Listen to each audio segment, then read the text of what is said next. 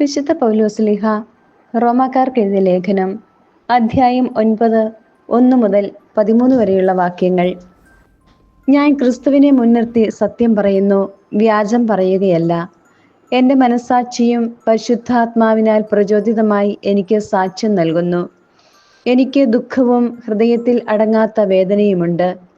വംശമുറയനുസരിച്ചു തന്നെ എനിക്ക് ഉറ്റവരായ സഹോദരങ്ങൾക്ക് ഉപകരിക്കുമെങ്കിൽ ശപിക്കപ്പെട്ടവനും ക്രിസ്തുവിൽ നിന്ന് വിച്ഛേദിക്കപ്പെട്ടവനുമാകാൻ ഞാൻ ആഗ്രഹിക്കുന്നു. അവർ ഇസ്രായേൽ മക്കളാണ്. പുത്രസ്ഥാനവും മഹത്വവും ഉടമ്പടികളും നിയമത്തിന്റെ അവകാശവും ശുശ്രൂഷയും വാഗ്ദാനങ്ങളും അവരുടേതാണ്.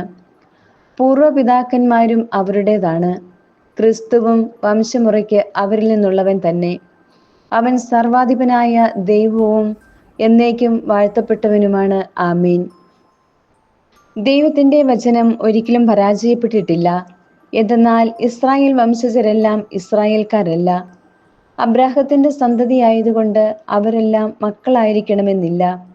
ഇസഹാക്ക് വഴിയുള്ളവരായിരിക്കും നിന്റെ സന്തതികളായി അറിയപ്പെടുക. അതായത് വംശമുറയ്ക്കുള്ള മക്കളല്ല ദൈവത്തിന്റെ മക്കൾ. പ്രത്യുത വാഗ്ദാനപ്രകാരം ജനിച്ചവരാണ് യഥാർത്ഥ മക്കളായി കണക്കാക്കപ്പെടുന്നത്. വാഗ്ദാനം ഇതാണ്: ഒരു നിശ്ചിത സമയത്ത് ഞാൻ വരും, അന്ന് സാറായിക്ക് ഒരു മകൻ ഉണ്ടായിരിക്കും. മാത്രമല്ല, നമ്മുടെ പൂർവ്വപിതാവായ ഇസഹാക്ക് എന്ന ഒരേ ആളിൽ നിന്ന് റെബേക്കായും കുട്ടികളെ ഗർഭം ധരിച്ചു. എന്നാൽ അവർ ജനിക്കുകയോ നന്മയോ തിന്മയോ ആയി എന്തെങ്കിലും പ്രവർത്തിക്കുകയോ ചെയ്യുന്നതിന് മുമ്പ് തന്നെ അവൾക്ക് ഇപ്രകാരം അറിയിപ്പുണ്ടായി: ജ്യേഷ്ഠൻ അനുജന്റെ സേവകനായിരിക്കും. ദൈവത്തിന്റെ തിരഞ്ഞെടുപ്പിന്റെ ലക്ഷ്യം പ്രവൃത്തികൾ മൂലമല്ല, അവിടുത്തെ വിളി മൂലം തുടർന്നു കൊണ്ടുപോകേണ്ടതിനാണ് ഇത് സംഭവിച്ചത്. യാക്കോബിനെ ഞാൻ സ്നേഹിച്ചു, ഏസാവിനെയാകട്ടെ ഞാൻ വെറുത്തു എന്നാണല്ലോ എഴുതപ്പെട്ടിരിക്കുന്നത്. നമ്മുടെ കർത്താവായ മിശിഹായ്ക്ക് സ്തുതി. വിശുദ്ധ യോഹന്നാൻ എഴുതിയ സുവിശേഷം 5-ാം അധ്യായം 1 മുതൽ 18 വരെയുള്ള വാക്യങ്ങൾ. ഇതിനുശേഷം യഹൂദരുടെ ഒരു തിരുനാളിന് യേശു ജെറുസലേമിലേക്ക് പോയി. ജെറുസലേമിൽ അജകവാടത്തിനടുത്ത് ഹെബ്രായ ഭാഷയിൽ ബെത്സൈദ എന്ന് വിളിക്കുന്ന ഒരു കുളമുണ്ടായിരുന്നു. അതിന് 5 മണ്ഡപങ്ങളും. അവിടെ കുരുടരും മുടന്തരും തളർവാദക്കാരുമായ അനേക രോഗികൾ കിടന്നിരുന്നു.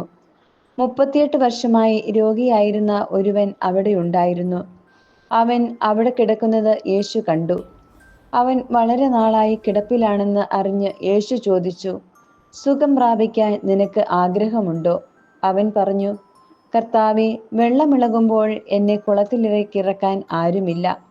ഞാൻ എത്തുമ്പോഴേക്കും മറ്റൊരുവൻ വെള്ളത്തിൽ ഇറങ്ങിക്കഴിഞ്ഞിരിക്കും. യേശു അവനോട് പറഞ്ഞു, എഴുന്നേറ്റ് കിടക്കയുമെടുത്ത് നടക്കുക. അവൻ തൽക്ഷണം സുഖം പ്രാപിച്ച് കിടക്കയുമെടുത്ത് നടന്നു. അന്ന് സാബത്തായിരുന്നു. അതിനാൽ സുഖം പ്രാപിച്ച ആ മനുഷ്യനോട് യഹൂദർ പറഞ്ഞു, ഇന്ന് സാബത്താകയാൽ കിടക്ക ചുമക്കുന്നത് നിഷിദ്ധമാണ്. അവൻ മറുപടി പറഞ്ഞു, എന്നെ സുഖപ്പെടുത്തിയവൻ നിന്റെ കിടക്കയുമെടുത്ത് നടക്കുക എന്ന് എന്നോട് പറഞ്ഞു.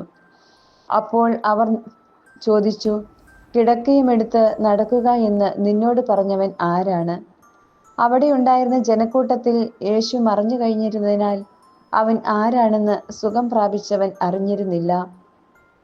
പിന്നീട് യേശു ദേവാലയത്തിൽ വെച്ച് അവനെ കണ്ടപ്പോൾ പറഞ്ഞു, ഇതാ, നീ സൗഖ്യം പ്രാപിച്ചിരിക്കുന്നു.